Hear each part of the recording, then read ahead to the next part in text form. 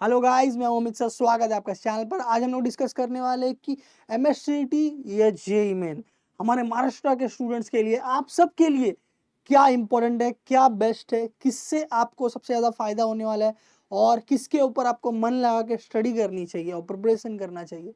चलिए देखते हैं क्या करें दोनों में, एमएससीटी या जेईई मेन।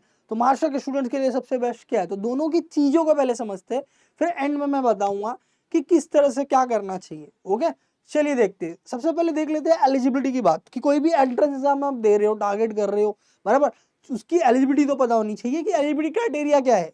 तो आपको मैं बताना चाहूंगा, अगर हम लोग एमएसटी सिटी का एलिजिबिलिटी देखें तो इसका एमएसटी सिटी का एलिजिबिलिटी बहुत सिंपल है कि आप क्लास 12 में फिजिक्स, केमिस्ट्री, मैथ्स, ये 3 सब्जेक्ट में आपको 45% या तो 135 मार्क्स होना चाहिए। 45% या तो 135 marks. Okay, that is in boards. Okay, तो ये ओपन वालों का हो गया। अब कास्ट वाला को ये तो just 40%, that is 120 marks. Okay, मतलब सारे सब्जेक्ट में पास होने चाहिए और ये क्राइटेरिया फुलफिल होना चाहिए। 135 मार्क्स या तो 45% ओपन वालों के लिए, कास्ट वालों के लिए 40% या तो 120 मार्क्स। ये हो गया एमएसटी सीटी का क्राइटेरिया। चलिए अभी ये देख लेते हैं कि भाई जेईई मेन का क्राइटेरिया क्या है। तो जेईई मेन का क्राइटेरिया ये है कि क्लास 12 एग्रीगेट, मतलब क्लास 12 का जो आपका स्कोर होता है, एग्रीगेट मतलब ऑल सब्जेक्ट्स जो होता है वो 75% या उससे ज्यादा होना चाहिए। 75% या तो उससे ज्यादा होना चाहिए, या तो फिर आप आपके महाराष्ट्र बोर्ड, जैसे महाराष्ट्र में महाराष्ट्र बोर्ड होता है, दूसरे में दूसरा बोर्ड होता है, उसमें टॉप 20 परसेंटाइल में आना चाहिए। मैं आपको बताना चाहूंगा कि 2025 का टॉप 20 परसेंटाइल जो है करीब 73.2% आया था, मतलब 73.2% या उससे ज्यादा रहेगा तो आप एलिजिबल हो। 2025 में ऐसा हुआ था। हर साल ऑलमोस्ट 75 के आसपास ही रहता है ये टॉप 20 परसेंटाइल। इसके ऊपर अलग से मैंने वीडियो बनाया, आप सर्च कर सकते हो, Dinesh sir top 20 percentile JEE main, तो आपको मिल जाएगा। बेसिकली मोटा मोटी 75% आप माइंड में लेके चलो कि भाई 75% या उससे ज्यादा रहेगा बोर्ड्स में, टोटल सब्जेक्ट, ऑल सब्जेक्ट मिला के। ओके, जो आप बोलते हैं ना 12th में कितना परसेंट आया, ऐसा तो जाके आप इसके लिए एलिजिबल हो जेईई मेन के द्वारा। आईआईटी, एनआईटी, ट्रिपल आईटी इसमें एडमिशन लेने के लिए ये एलिजिबिलिटी क्राइटेरिया होता है गाइज, 75%, समझ रहे आप। और कोई कास्ट वाला रहेगा, एससी एसटी, ओके, तो 65%। ठीक है, कास्ट का चलो थोड़ा सा है, बट ओपन वालों को देखो 75%, आप समझ रहे हो। और हाँ, ये कास्ट में सिर्फ एससी एसटी, हाँ, बाकी जो भी कास्ट रहेगा वो इसमें कंसिडर किया जाएगा। तो बेसिकली आपका 12th में 75% प्लस होना चाहिए, तो ही आपका ये स्कोर जेईई मेन का काम आएगा। Okay, IIT, NIT, triple IT या सीएफटीआई जो होते हैं, सेंट्रल फंडेड गवर्नमेंट कॉलेजेस जो होते हैं इंजीनियरिंग के, ओके, वो सब, अदरवाइज ये स्कोर आपके काम का नहीं, समझ रहे आप। और 75% 12th बोर्ड में आने के लिए कहीं ना कहीं आपका 80, 85 प्लस या 90, 95 प्लस आपका 10 में होना चाहिए। बिकॉज जो आईक्यू लेवल होता है, देखो, एक जगह होता है कि हम करेंगे हम करेंगे, बट एक होता है रियलिटी, फैक्ट चेक, बराबर। तो मैंने मेरे एक्सपीरियंस में देखा है कि भाई हर बार क्या होता है, आपका 10th का जो भी स्कोर है 12th में 5% या 10% कम आता है। जैसे किसी स्टूडेंट का अगर 90 आया है क्लास 10th में, तो 12th में उसको 80 तक आ सकता है या 80 प्लस भी आ सकता है। ओके, बट कभी ऐसा नहीं हुआ है कि 10th में समझ लो 90 आया तो 12th में 90 प्लस आया, ऐसा नहीं होता है। ओके, क्योंकि हर एक स्टूडेंट का एक आईक्यू लेवल होता है। मैं साइंस की बात कर रहा हूँ, करेक्ट। तो ये मैंने आपको बताया। अब अगर 75% मतलब समझ रहे हो, मतलब 12th में कहीं ना कहीं 10th में अगर स्टूडेंट को 85 प्लस है, मतलब वो 75 12th में लाने की क्षमता रखता है, तो वो स्टूडेंट टारगेट कर 85 90 प्लस अगर 10th में है तो आप टारगेट एक बार कर सकते हो जेईई मेन के लिए। उसके नीचे वाले जो भी स्कोर है गाइज, आप कितना भी ट्राई कर लोगे, ओके, आप ये कर नहीं पाओगे 75% प्लस का criteria fulfil. That's a fact check. Okay, और यहां पर 45% आराम से आ जाएगा, कोई प्रॉब्लम नहीं है, कोई इशू नहीं है। तो यहां पर अगेन महाराष्ट्र के स्टूडेंट्स के लिए ये सही है। हाँ, जिसके माइंड में ऐसा है नहीं मुझे आईआईटी ही जाना है, एनआईटी ही जाना है, 10th में 90 प्लस है, 12th में भी 90 प्लस ला चुके हैं, ड्रॉप लिया है, जेईई मेन का प्रिपरेशन कर रहे हैं, उनके लिए सही है, बराबर, उनके लिए ये जेईई मेन का क्राइटेरिया सही है। तो जेईई मेन के थ्रू आपके जो टॉप कॉलेज मिलते हैं, IIT, NIT, triple IT, CFTIs, okay, और यहाँ पर अपने टॉप कॉलेज है COP, VJTI, SPIT, PICT, VIT, okay, ये सब हम यहाँ के टॉप कॉलेज है एमएसटी सीटी के द्वारा। ठीक है, आगे दूसरे पॉइंट पे आते, सिलेबस।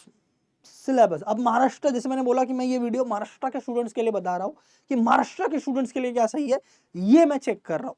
तो आपको मैं बताना चाहूंगा कि महाराष्ट्र के स्टूडेंट जो है वो बोर्ड एग्जाम में महाराष्ट्र का सिलेबस पढ़ रहे हैं, और वही सिलेबस एमएसटी सिटी में भी है। एमएसटी सिटी में भी महाराष्ट्र बोर्ड का ही सिलेबस है, बराबर। कुछ और सिलेबस, कुछ और चैप्टर नहीं करना है उनको। महाराष्ट्र बोर्ड में जो सिलेबस मेंशन किया गया है वही करना है, बराबर। 12th का पूरा सिलेबस और 10th का, सॉरी 11th का 10 चैप्टर, ठीक है, हर एक सब्जेक्ट में पीसीएम में। वो इजी टू हैंडल है, बिकॉज सेम सिलेबस बोर्ड के लिए पढ़ रहे हो, सेम सिलेबस सिटी के लिए पढ़ रहे हो, तो इंटरेस्टिंग भी लगेगा, आपको समझ में भी आएगा, मजा भी आएगा, ओके। और आप इसको 4 महीने भी देते हो कम से कम, तो भी आप इसमें अच्छा स्कोर कर सकते हो। बहुत सारे स्टूडेंट को ऐसा हमने देखा है कि भाई 4 महीने करके भी 90, 95 प्लस 99 तक भी बहुत सारे स्टूडेंट पहुंचे 4 महीने सीरियसली करके, ठीक है। तो 4 महीने में ये डेडिकेटली करेंगे तो पॉसिबल है। उससे ज्यादा टाइम ले रहे तो और अच्छा आप कर सकते हो, समझ रहे हो, टाइम टेबल बना के। बट वहीं पर अगर हम जेईई मेन देखेंगे, कोई महाराष्ट्र का स्टूडेंट जेईई मेन को टारगेट करता है तो उसने महाराष्ट्र बोर्ड का सिलेबस पढ़ा है, यहाँ पर उसके एनसीईआरटी सीबीएसई सिलेबस जो होती है वो पढ़नी पड़ेंगी, तो सिलेबस का वेरी हो गया, बराबर। सिलेबस का वेरी हो गया, सिलेबस अलग हो गया, तो यहाँ पर आपको, आप 12th, अगर आप 12th के पैरेलल में जेईई मेन करना चाहते हो तो वो बहुत ज्यादा डिफिकल्ट हो जाता है, बिकॉज आप बोर्ड का भी पढ़ोगे 12th का सिलेबस और एनसीईआरटी सीबीएसई का सिलेबस भी पढ़ोगे, तो ये पैरेलल मैनर में फिर नहीं हो पाता है, स्कोर नहीं आ पाता है। क्यों नहीं आएगा सर स्कोर? स्कोर क्यों नहीं आएगा? स्टूडेंट पढ़ाई कर रहे हैं तो क्यों नहीं आएगा? बच्चा, आपको ये भी ध्यान रखना है कि भाई जेईई मेन में अगर आप टारगेट कर रहे हो तो सीटी में, सीटी आप नहीं, यहाँ पर जेईई मेन में आप जब टारगेट कर रहे हो तो आपको बोर्ड में भी 75 प्लस लाना है, बोर्ड में भी 75 प्लस लाना है, और जेईई मेन में भी अच्छा स्कोर करना है। और दोनों एकदम रेयर केस में दिखता है, बहुत बहुत ही कम स्टूडेंट देखने मिलते हैं, ओके, जिन्होंने बोर्ड के पैरेलल में जेईई मेन किया है और बोर्ड में भी 75 प्लस है और जेईई मेन में भी अच्छा स्कोर है। क्योंकि आप खुद सोचो, बोर्ड का सिलेबस भी पूरा करना और जेईई मेन का भी सीबीएसई एनसीईआरटी का पूरा सिलेबस करना, it is very very very difficult. हाँ, कोई स्टूडेंट ड्रॉप लेता है, उसका ऐसा माइंड में है कि नहीं मुझे वही टारगेट करना है, मैं ड्रॉप लूंगा, पहले बोर्ड का पूरा करूंगा, ओके, 1 साल, फिर ड्रॉप लूंगा और दूसरे साल पूरा जेईई मेन का करूंगा, तो पॉसिबल है, तो पॉसिबल है, ठीक है। और जैसे मैंने यहाँ पर मेंशन किया कि सिलेबस इतना वास्ट है, इसका इतना कॉम्प्लेक्स है और इतना प्रैक्टिस करना पड़ता है इसमें, ओके। पीवाईक्यूज भी कम रिपीट होते हैं, एमएससीसीटी में मैक्सिमम पीवाईक्यूज रिपीट होते हैं, ठीक है। ये भी एक पॉइंट होता है कि भाई आपको 12 महीने कम से कम देने पड़ेंगे अच्छे से, ओके, डेडिकेटेडली जेईई मेन का प्रिपरेशन करने के लिए। समझ रहे हैं आप मैं क्या बोल रहा हूँ, क्या चीजें हैं, क्या फैक्ट चेक बता रहा हूं मैं, ठीक है। उसके अलावा जब हम लोग पैटर्न की बात करते हैं तो सिटी में कोई नेगेटिव मार्किंग नहीं है, बच्चा बिंदास सब अटेम्प्ट करता है, जितना आता है उतना कर सकता है, ठीक है। जेईई मेन में यहाँ पर नेगेटिव मार्किंग है, तो उससे क्या प्रॉब्लम है सर? रॉन्ग होगा तो मार्क्स कटेगा, राइट होगा तो मार्क्स मिलेगा? नहीं, यहाँ पर एक और चीज हो जाता है कि माइंड में, स्टूडेंट के माइंड में एक साइकोलॉजिकल प्रेशर बन जाता है और वो बहुत कम क्वेश्चन अटेम्प्ट करता है। कभी कभी क्वेश्चन उसको आता रहता है, ओके, उसको राइट आंसर पता है, फिर भी वो अटेम्प्ट नहीं करता है कि जरा सा भी संकोच हुआ कि मेरे को, अच्छा मेरे को पूरा श्योर नहीं है, 90% श्योर है बट पूरा श्योर नहीं है राइट है कि नहीं, तो वो अटेम्प्ट नहीं करता। यहाँ पर स्टूडेंट के पावर पे अटैक हो जाता है कि भाई उसको हिचकिचाहट में वो बहुत सारे क्वेश्चन नहीं करेगा, अपना फुल पावर नहीं खेल पाएगा, पूरा गेम नहीं खेल पाएगा, अपना अपना 100% नहीं दे पा रहा है वो, ऐसा हो जाता है नेगेटिव मार्किंग होने के बाद। और कॉम्प्लेक्स क्वेश्चंस होते हैं यहाँ पर सिटी में, जब आप देखोगे तो एक फॉर्मूला आपने अप्लाई किया, आंसर आ गया और वो आंसर आपको ऑप्शन में ढूंढ के करना है।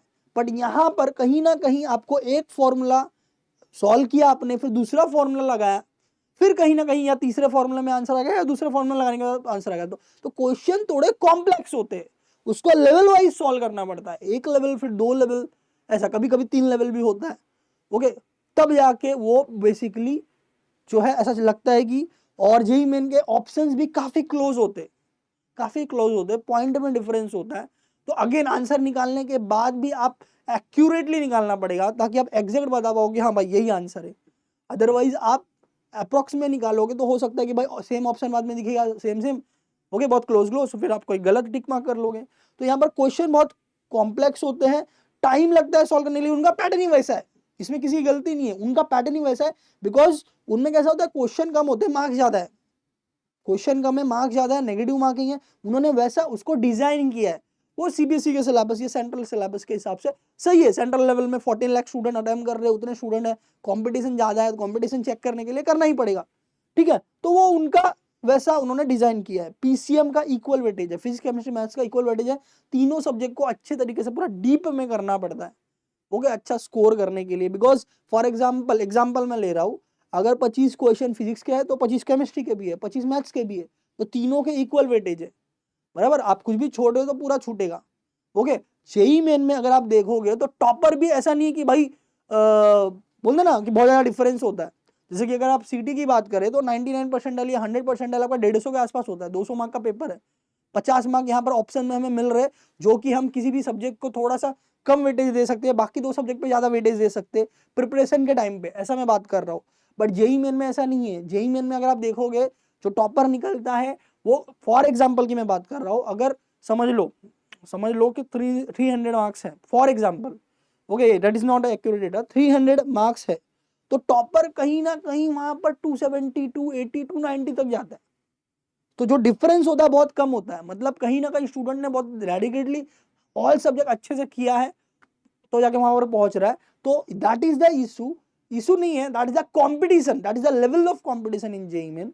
ओके, तो ऐसा ये प्रॉब्लम क्रिएट होता है इन जेईई मेन कि भाई आप डेडिकेटली एक साल पूरा दोगे तो ही आप बेस्ट तरीके से प्रिपेयर करके बेस्ट स्कोर आप ला पाओगे जो आप टारगेट कर रहे हो टॉप कॉलेजेस को। यहाँ पर अभी क्या हो जाता है कि जैसे मैंने आपको बोला कि फ्री कॉम्प्लेक्स क्वेश्चन होते हैं बट कम होते हैं।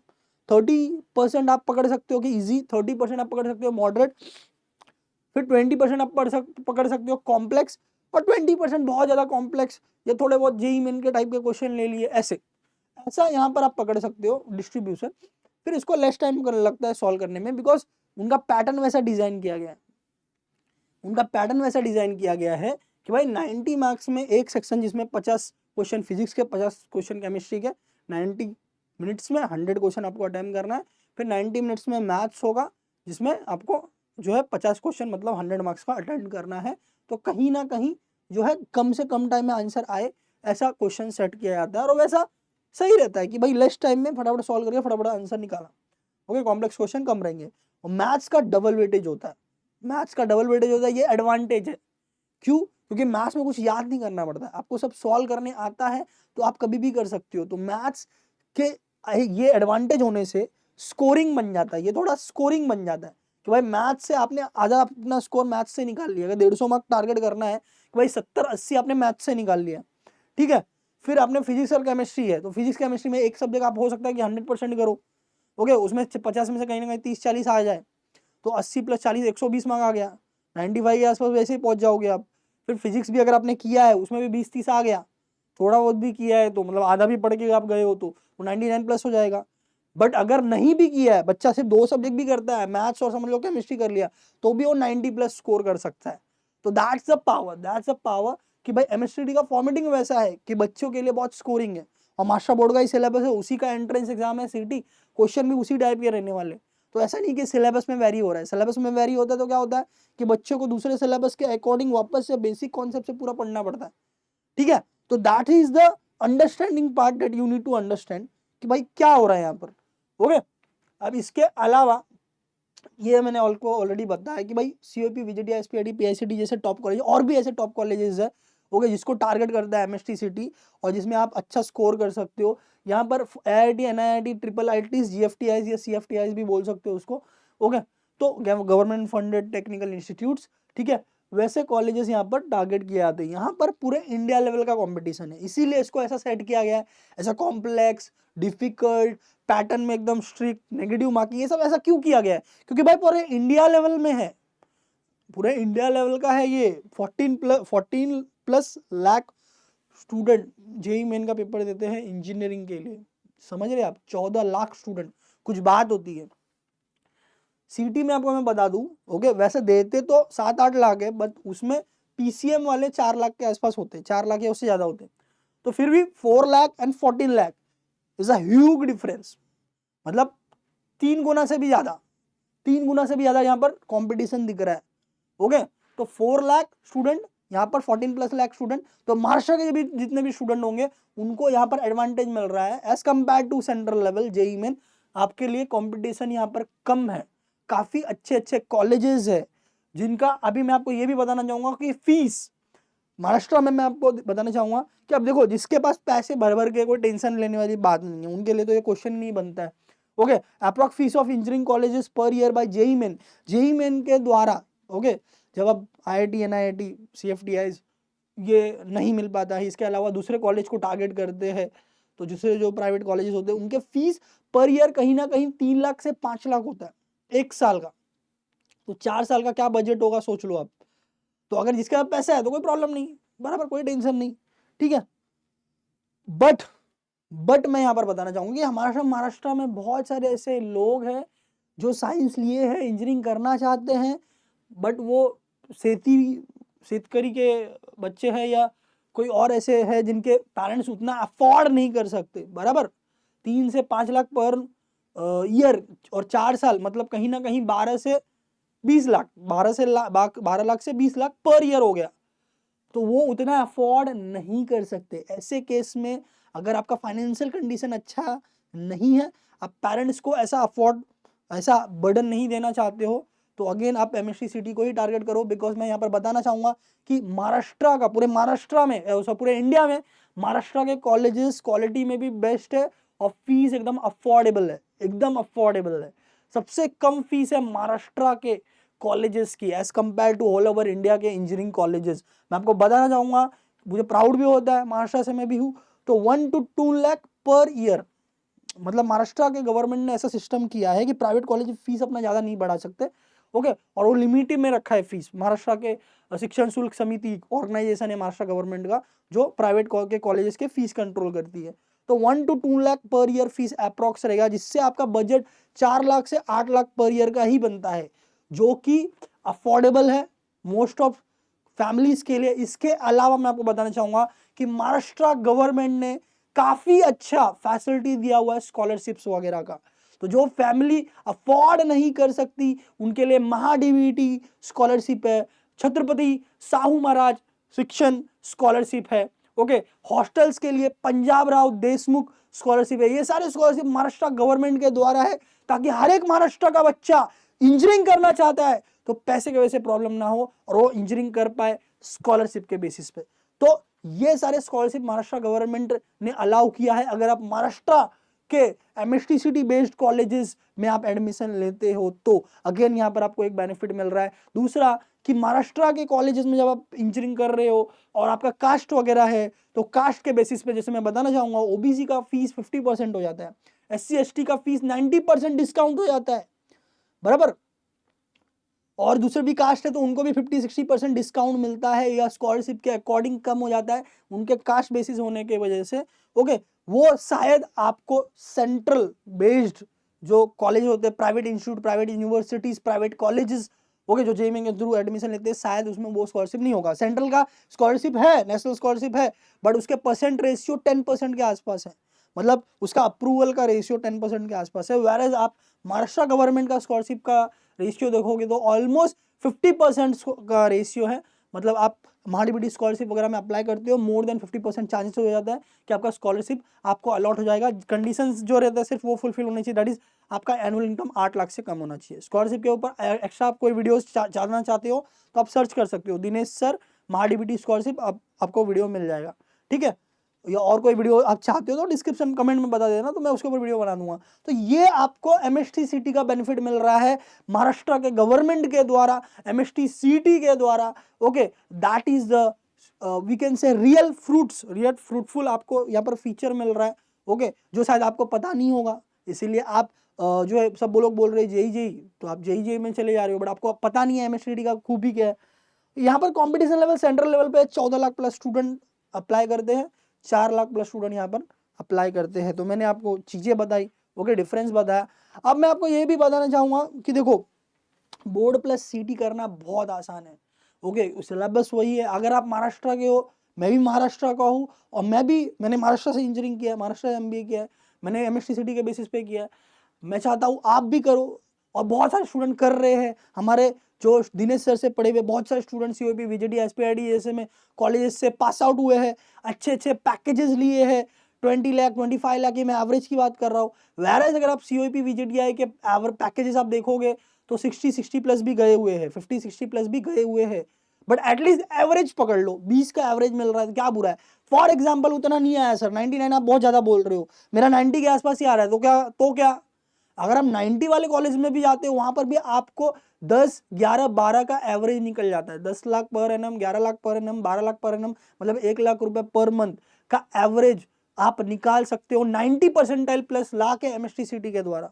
99 भी नहीं मैं बोल रहा हूँ, सिर्फ 90 वाले कॉलेजेस में ऐसे पैकेजेस आप ले सकते हो। और वो कॉलेज में अगर समझ लो उतने वो लेवल पे भी आप पढ़ाई नहीं कर पाए, आप एवरेज स्टूडेंट हो, एकदम एवरेज स्टूडेंट हो, तो भी 5-6 लाख रुपए पैकेज आराम से आपको इंजीनियरिंग में मिल जाएगा। एकदम एकदम एवरेज स्टूडेंट हो आप, नॉर्मल एवरेज कॉलेजेस में आ रहे हो जिसके कट ऑफ 85, 90 या 80 अबाव है, ओके, चाहे वो पुणे का कॉलेज हो, नागपुर का कॉलेज हो, मुंबई का कॉलेज हो, आप उतना निकाल लोगे। समझ में आ रहा है? तो टेंशन लेने वाली कोई बात नहीं है। और स्कॉलरशिप पे आप कम से कम फीस में पढ़ाई कर सकते हो। ठीक है, मैं आपको बताना चाहूंगा कि एमएसटीसीटी के द्वारा टीएफडब्ल्यूएस, ईडब्ल्यूएस, टीएफडब्ल्यूएस की मैं बताना चाहूँ, टीएफडब्ल्यूएस एक ऐसा स्कीम है महाराष्ट्र गवर्नमेंट के द्वारा कि भाई बच्चा 15 से 20 हजार पर मंथ पर ईयर देकर इंजीनियरिंग कर रहा है, जहाँ की 1 लाख रुपया लगता है प्राइवेट कॉलेज में। जैसे फॉर एग्जाम्पल ठाकुर कॉलेज है, प्राइवेट कॉलेज है, भाई 2 लाख रुपया फीस लगता है। टीएफडब्ल्यूएस का फीस कितना है? 20,000 रुपए। स्टूडेंट को कोई कास्ट फिस्ट होने की जरूरत नहीं है, ओपन से रहेगा तो भी चलेगा, 20 एनुअल इनकम 8 लाख से कम होना चाहिए, वो एक डॉक्यूमेंट लगता है। टीएफडब्ल्यूएस दिने से सर्च करोगे वीडियो मिल जाएगा। तो ऐसा भी होता है और बहुत सारे स्टूडेंट ने करके दिखाया है, आप क्यों नहीं कर सकते? बिल्कुल कर सकते हो। तो अब मैंने आपको बताया एमएसटीटी जेईई मेन का। अब हाँ, अब मैं क्लियर कर देता हूँ कि आपको बेसिक क्लियर करना चाहिए। महाराष्ट्र के सारे स्टूडेंट को मैं कहना चाहूंगा कि आप एमएसटीसीटी पे फोकस करो, एमएसटीसीटी के एग्जाम का प्रिपरेशन करो और एमएसटीसीटी के एग्जाम आप दीजिए और एमएसटीसीटी के लिए अप्लाई करिए, पूरा फोकस इसके ऊपर रखिए। हाँ, जेईई मेन का आप फॉर्म भर के रख सकते हो, जेईई मेन का फॉर्म भर के रख सकते हो। मैं बताना चाहूंगा कि महाराष्ट्र के कॉलेजेस में भी 85% सीट महाराष्ट्र का होता है, वेरएज एक सीट होता है ओएमएस, आउटसाइड महाराष्ट्र स्टूडेंट, या ओएमएस सीट होता है, या ऑल इंडिया सीट भी उसको बोलते हैं, जिसमें महाराष्ट्र के स्टूडेंट भी अप्लाई कर सकते हैं अगर उन्होंने जेईई मेन दिया हुआ रहेगा तो। Okay, 15% seat. ये मैं बोल रहा हूँ बैकअप प्लान, आपका मेन फोकस है महाराष्ट्र, महाराष्ट्र का एमएसटीसीटी। 80% चांस है कि आपको बेस्ट कॉलेज एमएसटीसीटी के द्वारा के स्कोर पे ही लगेगा। बट अगर इनकेस एमएसटीसीटी का स्कोर थोड़ा खराब आया, बट आपने पैरेलल में जेईई मेन दिया है, कुछ एक्स्ट्रा पढ़ के नहीं, जितना सीटी में पढ़ा था वही पढ़ के आप जेईई मेन का एग्जाम दे रहे हो, तो भी आपको अच्छा स्कोर आ जाएगा और जेईई मेन का स्कोर भी मास्टर्स के काउंसलिंग के टाइम पे यूज हो जाएगा। ओके, तो आपके पास डबल अपॉर्चुनिटी होगी। तो आप जेईई का फॉर्म भर के रख सकते हो, जो एमएसटीडी में पढ़ोगे वही पढ़ के आप जेईई मेन के एग्जाम देने के लिए बिल्कुल जा सकते हो। काफी सिलेबस के टॉपिक सेम है, दैट्स व्हाई। ओके, और वो किस चीज के लिए? जैसे मैंने बताया हर एक महाराष्ट्र के कॉलेज में, ओके, 85% सीट, मैं प्राइवेट कॉलेज की बात कर रहा हूँ, वो एमएसटीसीटी के बेसिस पे एडमिशन होता है। 15% सीट का जेईई मेन के बेसिस पे होता है, वैसे गवर्नमेंट का तो सारा कॉलेज का एमएसटीसीटी के बेसिस पे ही होता है। ठीक है, तो ये आप भर सकते हो कोई भी एक अटेम्प्ट, जनवरी या अप्रैल, मोस्टली मैं बोलूंगा अप्रैल का भरो। रीजन क्यों? क्योंकि जनवरी तक पढ़ के नहीं होता है, बोर्ड का ही पढ़ते रहते हो। अप्रैल तक आपका क्या होता है, सीटीज का पढ़ रहे हो तो पढ़ के हो ही जाएगा, वही पढ़ के आप अप्रैल का अटेम्प्ट आप दे पाओगे जेईई मेन का। तो आप एमएससीटी के पर 100% फोकस करो, इसका आप जेईई मेन का भी फॉर्म भर के रखो, सीटी का जो पढ़ाई करोगे वही पढ़ के जेईई मेन का एग्जाम देने आपको जाना है, ये आपको करना है। बट अगर आप महाराष्ट्र के स्टूडेंट नहीं हो, महाराष्ट्र के बाहर के स्टूडेंट हो, तो जो भी मैंने यहाँ पर फीचर्स वगैरह बताए वो आपके लिए लागू नहीं होते हैं। तो आपको अल्टीमेटली जेईई मेन का एग्जाम ही देना है। सारे महाराष्ट्र के बाहर के स्टूडेंट के लिए मैं बोल रहा हूँ, जिन्होंने 10th 12th महाराष्ट्र के बाहर से किया है, महाराष्ट्र का डोमिसाइल आपके पास नहीं है, महाराष्ट्र के बाहर के हो, तो आपको जेईई मेन ही देना है, आप और कोई ऑप्शन नहीं है आपके पास। और महाराष्ट्र के कॉलेज में भी एडमिशन लेने के लिए आपको जेईई मेन के द्वारा ही एडमिशन लेने होंगे और जेईई मेन के द्वारा ही आपका एडमिशन होगा। तो होप्स आपको ये इन्फॉर्मेशन, फैक्ट चेक, पूरी डिटेल जो एनालिसिस है वो आपको बहुत अच्छा लगा होगा। मैं हूं आपका अमित सर, लाइक जरूर कर देना, कैसा लगा वीडियो कमेंट भी करना। इसके अलावा मैं आपको बताना चाहूंगा कि आप एमएसटीसीटी का प्रिपरेशन करना चाहते हो, बिल्कुल मुफ्त, बिल्कुल फ्री सर, 1 रुपया नहीं लगेगा चार्ज। तो Dinesh sir live study YouTube channel पे जाइए, इसमें कोर्स सेक्शन में जाइए, ये जो सेक्शन होता है, ओके, मैं आपको बताना चाहूंगा ये सबके चैनल पे नहीं होता है, हमारे चैनल पे यूट्यूब ने प्रोवाइड किया है कोर्सेस करके। ओके, तो ये फ्री कोर्सेज है हमारा दिनेश सर लाइव स्टडी का, जिसमें एकलव्य 5.0, एकलव्य 2.0, 3.0, 4.0, आप असेंडिंग ऑर्डर में जा सकते हो। 2.0 कर लो, फिर 3.0 कर लो, 4.0 कर लो, 5.0 कर लो, हर बार लेवल बढ़ा हुआ है। सबसे ज्यादा बेस्ट लेवल वाले क्वेश्चन एकलव्य 5.0 वाले हैं, आप एक आध वीडियो देख भी सकते हो, आपको लगेगा क्या लेवल है। ओके, ठीक है। उसके अलावा एमएसटीडी का महामैराथन रिवीजन के लिए 1 शॉट है। एमएसटीडी में बहुत सारे शॉर्टकट यूज होते हैं कम टाइम में आंसर निकालने के लिए, वो है। और जैसे मैंने बताया था कि भाई 20% क्वेश्चन जो होते हैं थोड़े जेई टाइप के भी उसमें आ जाते हैं। ओके, तो जेई मेन वाले जो क्वेश्चन सीडी में आते हैं वो भी यहाँ पर दिया हुआ है, जेई मेन पीवाईक्यू सीरीज। तो ये बिल्कुल बेस्ट है आपके लिए। अगर आपको पता नहीं होगा तो दिनेश सर लाइव स्टडी और दिनेश सर काउंसलिंग, ऐसे सारे आपको इंफॉर्मेटिव वीडियोस एंड एडमिशन से रिलेटेड, कॉलेज से रिलेटेड सब कुछ मैं गाइड करूंगा। आपके एडमिशन तक मैं पूरा सपोर्ट करूंगा, आपके अमित सर। ओके, तो ये चैनल को सब्सक्राइब कर ले, दिनेश सर काउंसलिंग। और इसमें बहुत सारे वीडियो मैंने बनाए हैं, वो भी आप वीडियो सेक्शन में जाके देख सकते हो सकता है आपके लिए काफी यूजफुल हो। Scholarship video, top college video. और कोई चाहता है कि नहीं सर मैं पेड कोर्स लेने के लिए रेडी हूँ, बट हमारा पेड कोर्स इतना भी कॉस्टली नहीं होता है, 50,000 1 लाख नहीं, एकदम अफोर्डेबल होता है। मात्र 1800 रुपए में टॉपर्स प्रो हमारा मैथ्स का अवेलेबल है, जिसमें दिनेश सर खुद लाइव पूरा पढ़ाते हैं। ओके, डीपीपी होता है, टेस्ट होता है, ठीक है। उसमें क्रैश कोर्स भी आपको रिवीजन पूरा फ्री मिलेगा, जिसमें 2025 के मोस्ट एडवांस पीवाईक्यू क्वेश्चन कराए जाएंगे। तो toppers pro is best, Maharashtra का बेस्ट ऑनलाइन कोर्स है, बेस्ट अफोर्डेबल कोर्स है, सबसे सस्ता, सबसे किफायती, सबसे बेस्ट महाराष्ट्र का course toppers pro Dinesh sir app पे अवेलेबल है। ये कोर्स भी आप ले सकते हैं, लाइव है, चालू हो चुका है, आप बिल्कुल ले सकते हो। और इससे बहुत सारे स्टूडेंट, मैं आपको बता दूं, महाराष्ट्र के टॉप कॉलेजेस में गए, बराबर, तो डेफिनेटली आप भी कर सकते हो, ठीक है। इसके अलावा आप बोलोगे एमएसटी सिटी के लिए सबसे बेस्ट बुक क्या है सर बताओ, जिसमें से मैक्सिमम क्वेश्चन स्ट्राइक हो सकते हैं, तो वो है हमारा ब्रह्मास्त्र सिटी चैंपियन। ये येलो कलर की ब्रह्मास्त्र सिटी चैंपियन बुक है, 800-900 पेजेस की है। एक ही बुक में फिजिक्स, केमिस्ट्री, मैथ्स तीनों लास्ट 3 साल के मोस्ट एडवांस पीवाईक्यूज है, जो आपने सॉल्व किया तो भाई आप मैक्सिमम क्वेश्चन सॉल्व कर पाओगे सीईटी में, ठीक है। 2023, 24, 25 के पूरे पीवाईक्यूज है आंसर की के साथ। और इसका digital solution Dinesh sir app पे बिल्कुल फ्री मिलता है, जिस नंबर से आप बुक बाय करोगे उसी नंबर पे। तो भाई बुक ऑर्डर किया कि नहीं, जल्दी जल्दी कर ले eklavyapublication.com से। आपको किसी भी प्रकार का गाइडेंस चाहिए, कुछ पूछना है, बराबर, हमारी टीम से बात करनी है, तो हमारा नंबर है, ओके, मैं आपको बताना चाहूंगा कि हमारे नंबर पे आप कांटेक्ट कर सकते हो, ओके, हमसे गाइडेंस के लिए बात कर सकते हो, ठीक है। गाइडेंस के लिए हमसे बात कर सकते हो, कोर्स के बारे में कुछ बात करना है वो बात कर सकते हो। 8355890626, ये एक हेल्पलाइन है। दूसरा हेल्पलाइन है 8355899389, इस पे आप कॉल कर सकते हो, व्हाट्सअप कर सकते हो, जो भी फ्री गाइडेंस है, ऐसा कोई नहीं चार्ज लगेगा, फ्री गाइडेंस बिंदास आप पूछ सकते हो, फोन करके बात कर सकते हो, जो पूछना चाहिए सिटी के बारे में, जेई के बारे में, या कोई और समस्याएं हैं आप बिल्कुल डिस्कस कर सकते हो, पढ़ाई की स्ट्रेटेजी वगैरह सब कुछ, ठीक है। तो होप सो आपको ये वीडियो काफी अच्छा लगा होगा। काफी डिटेल वीडियो होता है, थोड़ा वीडियो मेरा लंबा होता है, बट उसमें मैं हर एक चीज बारीकी से कवर करता हूँ, ताकि आपको एकदम अच्छे तरीके से समझे। कोई पैरेंट वीडियो देख रहा है उसको भी सब समझ में आए। और नेक्स्ट वीडियो आपको किस चीज के ऊपर चाहिए कमेंट में बताइए, उसके ऊपर वीडियो हम एज सुन एज पॉसिबल लेके आएंगे। मिलते हैं अगले वीडियो में गाइस, ऑल द बेस्ट। मैं हूं आपका अमित सर।